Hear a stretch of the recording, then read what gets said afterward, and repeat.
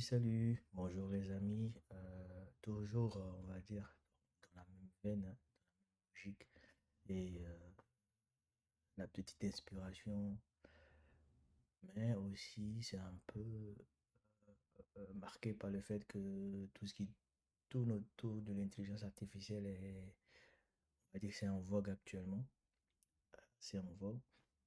Donc, dans la même veine, on va essayer de discuter, de faire une petite présentation sur certains algorithmes qui sont utilisés dans le domaine de l'IA. Donc, nous allons essayer de passer en revue une large panoplie d'algorithmes. Euh, voilà. J'avais fait une précédente vidéo sur les techniques ou les tips, donc on va dire un genre de, de fiche de notes là pour comment améliorer les performances euh, de nos modèles. Donc, lorsqu'on fait de l'implémentation, comment est-ce qu'on peut améliorer un peu tout ça, quoi. Dans le sens où est-ce qu'on peut l'améliorer au niveau des données, au niveau des algorithmes, au niveau de différentes techniques qu'on pourrait utiliser, donc en utilisant plusieurs modèles, donc en multimodèle et tout. Mais là, au-delà des données et tout, on va un peu aborder la partie implémentation de manière concrète, donc pas parler des algorithmes euh, qu'on utilise au niveau du machine learning. Ça sera pas une vidéo portée sur, ça sera vraiment de la définition, des explications et tout. Mais je prépare aussi une vidéo où on va vraiment mettre la main dans le cambouis, donc où on va vraiment implémenter tous ces algorithmes qu'on va présenter ici. Voilà, avec du code. Et ensuite, en fait, on va dire que je prévois aussi de faire une vidéo, on pourrait appeler Foundation, Mathematical Foundation, où on va se concentrer sur les maths, les, les mathématiques, les formules mathématiques, les modèles mathématiques qui permettent d'implémenter tout ça. Voilà. Mm. Mais on fera la partie programmation, donc on fera ça en Python. Et ensuite, on fera des maths. J'espère qu'on aura le temps de faire ça assez rapidement. Ça pourrait être intéressant. Donc aujourd'hui, on va parler de machine learning algorithm and implementation. Donc les algorithmes de machine learning et l'implémentation. On va dire la première partie, ça sera la discussion sur la présentation sur les algorithmes et une seconde partie qui sera l'implémentation. Donc on va faire du code. Et ça sera dans une autre vidéo ou une série même de vidéos, je pense. Ça serait plus intéressant et plus sympa à aborder. Donc, quand on parle d'algorithmes de machine learning, euh, on a différents, on va dire, on a trois grandes catégories. On a les supervised learning algorithms, on a unsupervised learning algorithm et on a over specialized categories. Bon, supervised, unsupervised and over specialized. Over specialized, c'est qu'on n'a pas trouvé, on n'a pas trouvé de catégorie dans laquelle les mettre. On n'a pas trouvé de catégorie dans laquelle les mettre. Généralement, quand on parle de supervised, donc algorithme d'apprentissage supervisé en français, euh, c'est que généralement, on sait ce qu'on veut avoir comme résultat. Et généralement, on a des données et nos données, en fait, on arrive à partir de ces données-là à définir des informations en entrée et définir la cible en sortie, donc la target. On va dire que on a des données qu'on a récoltées, qu'on a recueillies, qu'on a rassemblées. Et en fait, ces données-là, qu'est-ce qu'on fait? On dit, bah, Et de ces données-là, des éléments que j'ai, je vais obtenir tel résultat. Ça peut être un résultat de calcul, donc pour faire de la prédiction, ça peut être déterminer une valeur précise, ce genre de choses. Donc, euh, généralement, c'est ce qu'on veut avoir en sortie. C'est pourquoi on dit superviser, parce que ah, même au départ, à partir des données, les choses sont déjà assez claires comme objectif qu'on souhaite avoir. On lui dit, écoute, voici ce que tu dois faire, voici ce que tu dois étudier, mais ce que tu étudies doit te permettre d'avoir ça comme résultat. Donc, je lui dis, par exemple, il faut que tu saches que ça, c'est la photo d'un chat. Ça, c'est la photo d'un chat noir. Ça, c'est la photo d'un chat. Ça, en fait, l'objectif, c'est de pouvoir déterminer un chat. Donc, chaque fois que je lui donne une photo, il doit pouvoir me dire que c'est un chat. Donc, on labellise les données. Donc, on lui donne des images, on lui dit, bon, ça, c'est les images de chat, dans diverses positions, divers angles et tout. Voilà. Et on lui dit, ça, c'est des chats, ça, c'est des chats. Et bah, après, on lui donne un ensemble de données ou d'images qu'il ne connaît pas. Et ces images-là, il doit pouvoir déterminer que c'est des chats qu'il y a dessus. Et s'il n'y a pas de chat sur l'image en question, il doit pouvoir me dire qu'il ne reconnaît pas que c'est pas un chat. Parce que effectivement, on ne lui a pas appris à savoir ce que c'est, par exemple. Donc, mais dans le cas de l'apprentissage supervisé, unsupervised learning algorithm, euh, ici, en fait, on ne sait pas ce qu'on veut avoir comme résultat. Du moins, on ne lui dit pas ce qu'on veut avoir comme résultat. On lui donne les données et lui, en fait, il va se charger de les organiser, voilà, de les catégoriser, de les clusteriser, donc les segmenter. Et à la fin, en fait, on va avoir un résultat en sortie. Et ce résultat, en fait, on va dire que les, euh, les catégories ou l'organisation des données qu'il nous fera sortir après avoir fait tous les traitements, on pourrait le prendre, par exemple, pour le soumettre à un algorithme d'entraînement supervisé, par exemple.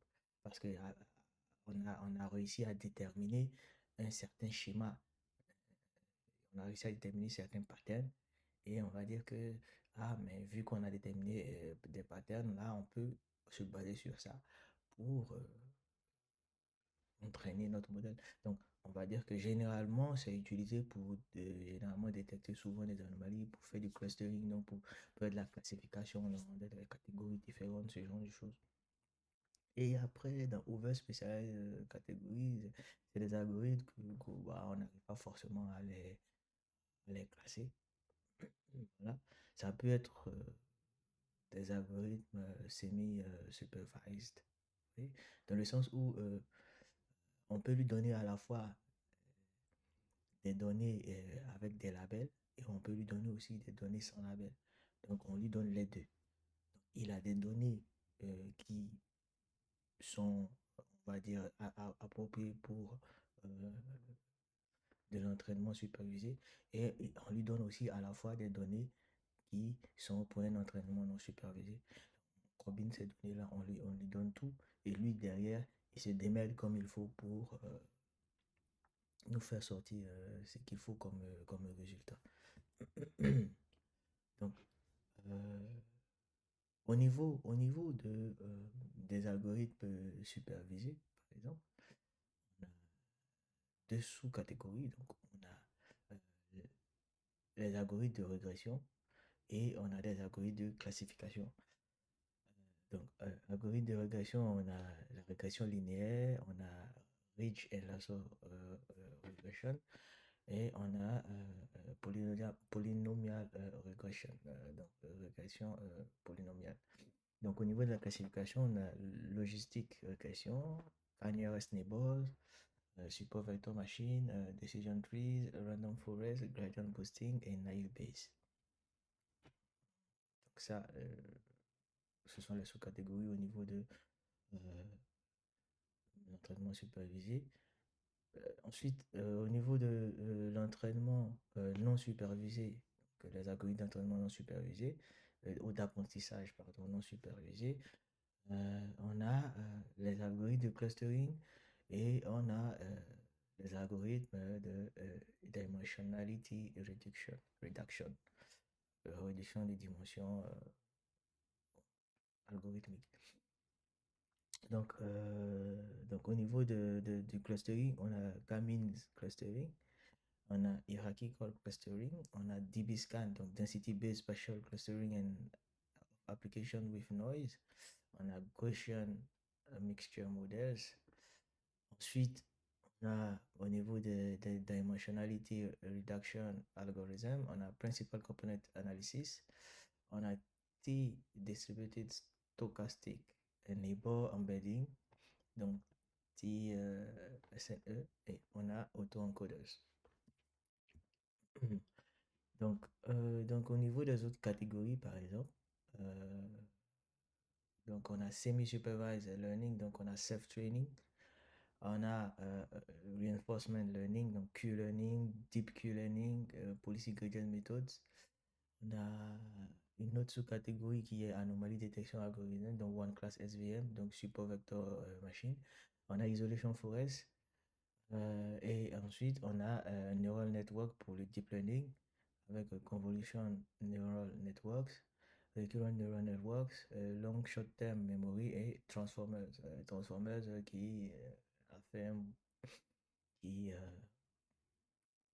permis d'avoir GPT, BRT, tout, ce qu'on connaît aujourd'hui comme les large language models et même l'avènement des VLM et voilà et d'autres modèles d'IA qu'on trouve aujourd'hui. Alors, donc, on va passer à explorer un peu plus en détail euh, les différents algorithmes qui ont été cités là. Donc, comme je dis, ça reste une présentation avec des explications assez succinctes. Après, on verra concrètement et pratiquement comment ça se présente, ça s'implémente. Et on souhaite aussi ne pas faire une vidéo un peu trop longue pour ne pas... Alors, euh, donc en gros, voilà, on va passer à une autre phase. On a identifié les catégories, sous-catégories, on a parlé des différents algorithmes qui les composaient. On va essayer de prendre chaque algorithme et de donner une définition de ces algorithmes-là afin d'avoir une idée un peu plus claire de la chose. Donc on va aller rapidement parce qu'on a énormément d'éléments à voir. Donc ce que j'ai fait, c'est que j'ai essayé, de par mes lectures et tout, de ressortir une définition écrite et que j'ai mis sur ce PowerPoint-là pour nous permettre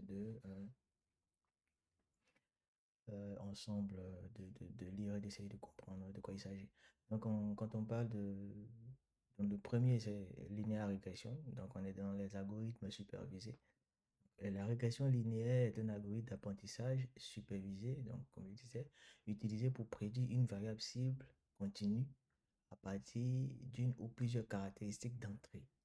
Elle trouve la ligne d'ajustement optimale, relation linéaire, donc en minimisant la somme des différences au carré entre les valeurs réelles et prédites.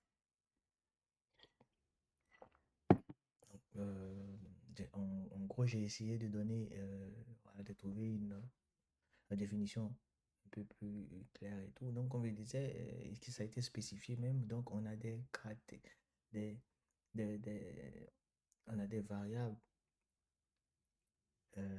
qu'on donne en entrée, donc des caractéristiques qu'on donne en entrée, qui sont spécifiées. Et en fait, ces caractéristiques-là doivent nous permettre de prédire une variable cible, donc en sortie. Et en fait, généralement, la régression linéaire, ça se présente avec un graphe où, en fait, comme il a dit, il essaie de trouver une ligne d'ajustement optimale entre les différentes valeurs qu'on aura. Et en fait, l'objectif, c'est de trouver cette ligne-là qui va nous permettre, en fait, de toucher toutes ces valeurs-là d'une certaine manière Et on va dire que cette ligne, c'est cette ligne-là qu'on souhaite, vers laquelle on souhaite converger, faire converger nos données, donc visuellement et tout. Donc, je pense qu'on aura le temps, parce que quand je parle, j'ai parlé de la partie de, j'ai parlé de faire une partie Mathematical Foundation. Donc, on aura le temps de voir ça, de trouver comment ça se présente. Donc, en gros, derrière, il essaie de prédire une valeur. Donc, et cette valeur-là, en fait, elle doit être proche des valeurs réelles. Il faut que la marge d'erreur ne soit pas très grande. Ensuite, on a Ridge and Lasso Regression. Donc, Ridge and Lasso Regression sont des techniques de régularisation appliquées à la régression linéaire afin d'éviter un surapprentissage en pénalisant les coefficients élevés. En gros, donc le Ridge Regression, il ajoute une pénalité de type L2, donc somme des coefficients au carré. Et le Lasso Regression ajoute une pénalité de type L1, somme des valeurs absolues des coefficients, ce qui peut conduire à une sélection des caractéristiques en réduisant certains coefficients à zéro. Ensuite, on a polynomial régression. La régression polynomiale est une extension de la régression linéaire, donc, qui modélise la relation entre les caractéristiques d'entrée et la variable cible sous la forme d'un polynôme du nth degré. Elle permet de saisir les relations non linéaires dans les données en ajoutant des termes polynomiaux aux caractéristiques. Ensuite, on a logistique régression. La régression logistique est un algorithme d'apprentissage supervisé utilisé pour les problèmes de classification binaire. Par exemple, oui ou non, spam ou pas spam. Au lieu de prédire une sortie continue, elle prédit la probabilité qu'une observation appartienne à une classe particulière en appliquant la fonction logistique sigmoïde qui produit des valeurs comprises entre 0 et 1. Donc, on a K-nearest neighbors, KNN. Donc, le, le KNN, c'est un algorithme de classification ou de régression simple et non paramétrique. Il classe les nouveaux points de données en fonction de la classe majoritaire des K-points les plus proches dans l'espace des caractéristiques. Il est particulièrement utile pour les petits ensembles de données où les relations entre les points de données peuvent être facilement visualisées. Ensuite, on a SVM, donc le support vector machine. Donc, le support vector machine est un puissant algorithme de classification qui fonctionne en trouvant l'hyperplan qui sépare le mieux les classes dans l'espace des caractéristiques. La SVM vise à maximiser la marge entre les classes, ce qui en fait un bon choix pour la classification binaire, en particulier lorsque les classes sont bien séparées. Donc, on a Decision Tree. Donc, les Decision Trees, ce sont des algorithmes d'apprentissage supervisé polyvalents utilisés à la fois pour la classification et la régression. Ils fonctionnent en divisant récursivement les données en sous-ensembles en fonction de la caractéristique qui fournit le plus de gains d'information. Chaque nœud représente une décision basée sur une caractéristique et chaque nœud feuille, donc dans chaque nœud enfant, représente une prédiction. Donc, on va dire décision tree. Donc, on faut s'imaginer, on a un arbre. Quand on parle de structure de données, donc structure de données en arbre, donc faut comprendre que un arbre, donc on a un arbre, donc l'arbre il a des nœuds enfants, il y a des nœuds parents, nœuds enfants. Les nœuds enfants représentent des feuilles, donc ainsi de suite. Donc, on a un ensemble de décisions qui sont, qui sont chaînées, comme ça, c'est un certain ordre. Et voilà, donc en fonction des différentes boucles. Donc de manière récursive, donc on essaie de passer et de visiter en fait chaque point dans l'arbre. Donc après on a Random Forest. Il s'agit d'une méthode d'apprentissage d'ensemble qui combine plusieurs arbres de décision afin d'obtenir une prédiction plus précise et plus stable. Chaque arbre de la forêt est entraîné sur un sous-ensemble aléatoire des données et la prédiction finale est obtenue en calculant la moyenne pour la régression ou en votant pour la classification. Les prédictions des arbres individuels. Cela permet de réduire le surapprentissage et d'améliorer la généralisation. Donc après, on a gradient boosting. Non, gradient boosting, bon, c'est une technique d'ensemble qui construit une série d'arbres de décision où chaque arbre corrige les erreurs des précédents. En combinant les prédictions de ces arbres, les modèles gradient boosting créent une prédiction finale plus précise. Parmi les implémentations populaires, on trouve XGBoost, LightGBM et CatBoost qui sont optimisés pour la vitesse et la précision. Donc après, on a NaiveBayes. NaiveBayes, en fait, c'est un classificateur probabiliste basé sur le théorème de Bayes, qui suppose que les caractéristiques sont conditionnellement indépendantes compte tenu de l'étiquette de classe. Malgré cette hypothèse naïve, on va dire, il fonctionne souvent bien dans les tâches de classification des textes et de détection de spam. Et on a K-means clustering. K-means clustering, c'est un algorithme d'apprentissage non supervisé qui partitionne les données en K-clusters. Chaque cluster est défini par son centroïde et chaque point de données est attribué au cluster le plus proche. L'algorithme ajuste de manière itérative les centroïdes afin de minimiser la variance au sein de chaque cluster. Donc, ensuite, on a hierarchical clustering. Un algorithme d'apprentissage non supervisé qui construit une hiérarchie de clusters. Il commence par considérer chaque point de données comme un cluster distinct, puis fusionne ou divise les clusters en fonction de mesures de distance, formant ainsi une structure d'arborescence appelée dendrogramme. La hiérarchie peut être utilisée pour choisir un nombre approprié de clusters en coupant l'arbre à un niveau spécifique. Ensuite, on a DBSCAN, donc Density Based Spatial Clustering of Application with Noise. Un algorithme de regroupement non supervisé qui regroupe les points de données en fonction de leur densité, ce qui le rend particulièrement efficace pour identifier les clusters de forme arbitraire et pour traiter le bruit, donc les valeurs aberrantes. Le DBSCAN nécessite deux paramètres. La distance maximale entre deux points pour qu'ils soient considérés comme voisins et min, le nombre minimum de points nécessaires pour former une région dense. Donc min sample, pardon. Donc on a Gaussian Mixture Models, un algorithme de regroupement probabiliste qui suppose que les points de données sont générés à partir d'un mélange de plusieurs distributions gaussiennes avec des paramètres inconnus. Le GM attribue une probabilité à chaque point de données pour appartenir à chaque cluster, ce qui en fait une technique de regroupement souple. Il est particulièrement utile lorsque les clusters ont des formes ou des densités différentes.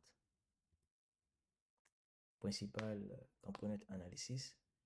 Une technique de réduction de dimensionnalité utilisée pour transformer un ensemble de données d'une dimension supérieure en un ensemble à plus faible dimensionnalité en identifiant les directions, composantes principales qui capturent la variance maximale dans les données.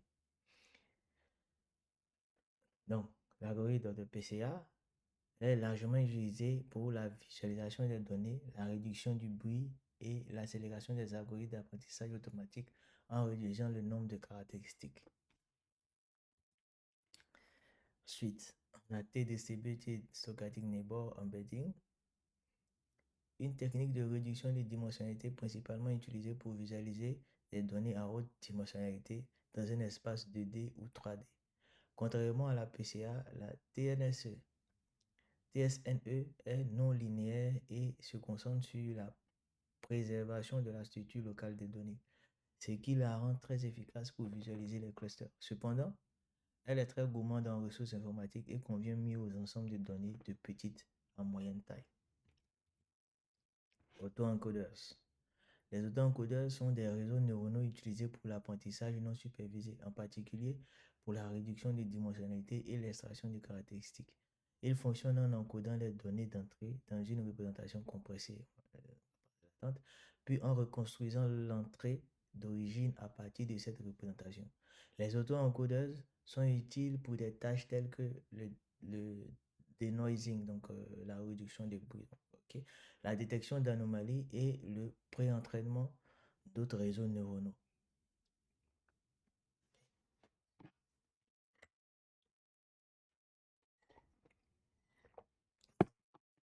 Donc, algorithme de self-training, c'est une approche d'apprentissage semi-supervisée, donc qui exploite un petit ensemble de données étiquetées parallèlement à un ensemble plus important de données non étiquetées. Donc, on a des labels, donc les données, on a des paramètres qui sont définis, qui sont, voilà, qui sont clairs, et on en a d'autres où c'est des données non étiquetées, non labellisées. Le modèle est d'abord entraîné sur les données étiquetées, puis il effectue des prédictions sur les données non étiquetées. Les prédictions fiables, celles qui présentent un haut degré de certitude, sont ensuite ajoutées à l'ensemble de données étiquetées et le processus est répété afin d'améliorer les modèles. En gros, on a des données avec des labels, des paramètres et tout bien définis qui normalement permettent d'avoir des prédictions assez fiables. Et alors on entraîne le modèle là-dessus. Ensuite, le modèle ayant été entraîné, on lui passe des données non étiquetées sur lesquelles il doit faire des prédictions. Et à ce moment-là, lorsqu'il fait des prédictions euh, de bonne qualité, à partir de ces données, donc à partir d'un certain nombre de données non étiquetées, les données avec lesquelles la prédiction était réussie, voilà, on les balance dans le modèle encore une fois pour l'entraîner. Et on lui passe encore les données non étiquetées sur lesquelles il a échoué pour qu'il réessaie en fait de prédire. Donc ainsi de suite. Donc on fait comme ça ce cercle d'entraînement, cette boucle-là, jusqu'à ce que en fait, le modèle il arrive à prédire euh, avec un très haut degré de certitude. À ce moment-là, on se dit que notre modèle il est prêt à être déployé. Donc, ensuite, on a Q-Learning. Q-Learning, c'est un algorithme d'apprentissage par renforcement sans modèle utilisé pour trouver la procédure optimale de sélection d'action pour un problème donné. Il apprend en interagissant avec un environnement, en mettant à jour une table Q, une matrice de valeurs état-action et en maximisant la récompense cumulative attendue. L'apprentissage Q est efficace dans les problèmes où l'environnement peut être représenté par des états et euh, des actions discrètes, des discrete actions. Donc ici, on est un peu dans l'apprentissage par renforcement. Et généralement, l'apprentissage par renforcement, c'est une méthode d'apprentissage où, on va dire, le modèle doit être confronté à un certain environnement. Donc, on va dire, généralement, quand on parle d'apprentissage par renforcement, on a la robotique, on a les voitures autonomes, donc le self-driving car, ce genre de choses, les drones autonomes. Mais généralement, soit on le fait dans un simulateur pour éviter qu'on se retrouve à cracher des éléments. Ça, c'est dans le cas où on est dans le self-driving car ou self-driving drone, voilà, ou même des robots. Des fois, on peut en faire de la simulation irréelle parce que, voilà, des fois, si c'est des mini-robots, ça coûte pas cher de les laisser s'orienter dans un environnement. Parce que s'ils entrent dans un mur, par exemple, il n'y aura pas énormément de dégâts au contraire, en comparaison d'un véhicule sur lequel on veut faire on veut appliquer ce genre d'algorithme.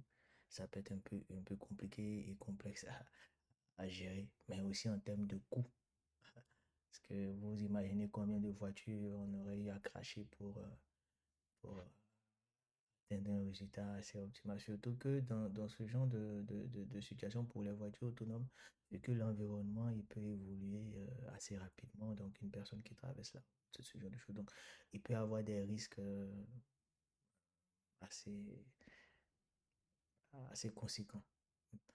Mais par exemple, ça peut être utilisé aussi, par exemple, pour des jeux. Par exemple, on connaît, par exemple, pour apprendre à jouer aux échecs, par exemple, on peut utiliser du Q-learning. En fait, le principe, c'est qu'il y a différents états. Donc, il y a des actions ou une suite d'actions que l'algorithme doit exécuter. Donc, en fonction de s'il il fait une action correcte, il a, on va dire, il a une récompense. Mais lorsqu'il fait une action qui n'est pas correcte, il a un blâme. Donc, c'est un peu dans ce principe-là. Donc, ensuite, on a le Deep Q-Learning qui est aussi une variante un Deep Q Network, pardon, qui est une variante du précédent. Donc, un algorithme d'apprentissage par renforcement qui combine l'apprentissage Q avec des réseaux neuronaux profonds, donc du deep learning. Il utilise un réseau euh, neuronal pour approximer les valeurs Q pour chaque action dans un état donné, ce qui lui permet de gérer des environnements avec des espaces d'état continu et de haute dimension. Le DQN utilise la relecture d'expériences, stockage des expériences passées et apprentissage sur des lots aléatoires et un réseau cible pour stabiliser l'apprentissage. Ensuite, on a Policy Gradient Method, qui est une classe d'algorithmes d'apprentissage par renforcement qui apprennent directement en optimisant les paramètres d'un réseau d'action. Au lieu d'apprendre les valeurs Q comme le Q-Learning ou le DQN, les méthodes de policy gradient se concentrent sur la recherche de la stratégie optimale de sélection d'actions qui maximise les récompenses cumulées. Une approche populaire est l'algorithme Reinforce, dans lequel les actions sont échantillonnées à partir d'une policy distribution et la policy est mise à jour à l'aide de gradients basés sur les récompenses. Donc, une autre variante de, euh, de l'apprentissage par renforcement en utilisant des réseaux neuronaux et en se concentrant sur la recherche de stratégies optimales donc par rapport aux actions et aux récompenses. Donc le One Class SVM, donc c'est un algorithme de détection d'anomalies qui identifie les points de données s'écartant de manière significative de la distribution normale des données. Il est particulièrement utile lorsque l'ensemble de données est principalement composé d'une seule classe et que l'on souhaite détecter les valeurs aberrantes. Le One Class SVM sépare les données en une région en haute densité, données normales, et des régions clairsemées, anomalies. Donc, ici, en fait, visuellement, donc, on verra que lorsqu'on a des éléments euh, de notre classe qui sont correctement identifiés, donc, on a une zone qui est assez dense. Donc, si on a des couleurs, par exemple, une couleur rouge, on aura une couleur rouge assez vive, assez prononcée. Et pour la partie contenant les éléments euh, qui représentent une aberration, une anomalie, on aura, si on a du vert par exemple, on aura du vert clairsemé, donc du vert pas prononcé avec du blanc à l'intérieur. Donc on verra que effectivement il y a un problème à ce niveau-là. Et ça, c'est pour une explication assez imagée. Donc, l'isolation forest, donc un autre algorithme, l'isolation forest. Une méthode d'ensemble pour la détection d'anomalies qui isole les anomalies plutôt que d'analyser les données normales. L'algorithme sélectionne aléatoirement une caractéristique et une valeur de séparation pour partitionner les données, créant ainsi des arbres où les anomalies sont plus faciles à isoler grâce à leur distribution clairsemée.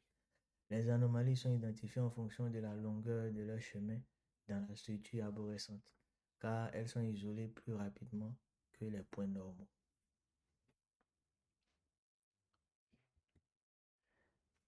Ensuite, on a le Convolutional Neural Networks.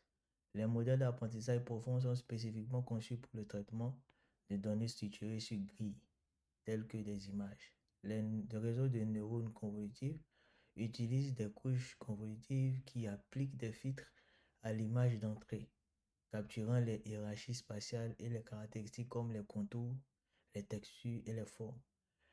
Donc, les CNN sont largement utilisés dans les tâches de vision par ordinateur comme la classification d'images, la détection d'objets et la segmentation. Donc, le Recurrent Neural Networks, les réseaux de neurones conçus pour les données séquentielles. Donc, c'est un réseau de neurones conçu pour les données séquentielles, telles que les séries temporelles, le langage ou la parole. Les RNN possèdent des connexions qui forment des cycles, leur permettant de conserver les informations des étapes précédentes de la séquence. Ceci rend les RNN particulièrement adaptés à des tâches comme la génération des tests, la modélisation du langage et la prévision des séries temporelles. Une variante courante, la mémoire à long terme, court terme, LSTM, permet de résoudre le problème de la dépendance à long terme. Donc, ici, on voit un peu en termes d'explication, en termes d'exemple d'utilisation, sur à quoi peut nous servir un RNN, par exemple. Et une variante du RNN qui est le LSTM, je pense qu'on verra un peu plus bas ce que c'est. Donc, directement, on tombe sur le long short term memory. Voilà.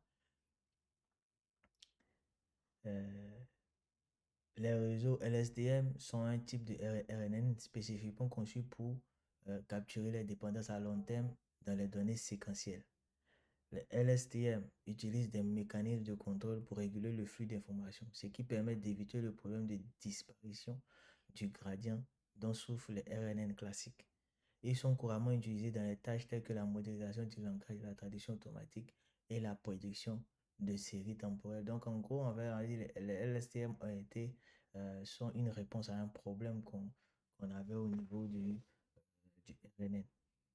Mais même au niveau des LSTM, pour les problèmes on va dire, du contexte mémoire et tout, il y a eu d'autres problèmes. Donc, d'autres algorithmes ont été inventés pour pouvoir pallier en fait à tout ça. Et comme je dis dans la série où on verra les implémentations de manière détaillée, on pourra en fait se concentrer sur des explications un peu plus poussées, un peu plus détaillées en fait des différents algorithmes. On a les transformers. Donc, les transformers sont des architectures d'apprentissage profond conçues, donc on va dire deep learning, conçues pour traiter des données séquentielles sans recourir à la récurrence, contrairement au RNN. À la place, les transformers utilisent un mécanisme appelé auto-attention pour traiter simultanément tous les jetons de la séquence, capturant ainsi les dépendances entre les jetons, quelle que soit leur distance dans la séquence. Les transformers sont devenus la base de nombreuses tâches et modèles de traitement automatique du langage naturel, donc NLP, notamment BERT et GPT. Je pense que BERT, il n'y a pas vraiment de personnes qui parlent de BERT. Et GPT, par contre, tout le monde connaît GPT avec ChatGPT et autres. Voilà. Si on va dire c'était le dernier slide. C'était le dernier slide. Comme j'ai dit, en fait, je me répète, c'est vraiment des résumés de définitions que je donne sur ces sujets-là. Je pense qu'il y aura une autre série de vidéos où on pourra aller plus en détail dans les explications pour chaque type d'algorithme, de par leur catégorie et tout. Et même en termes d'implémentation, en termes de schématisation, on pourra entrer plus en détail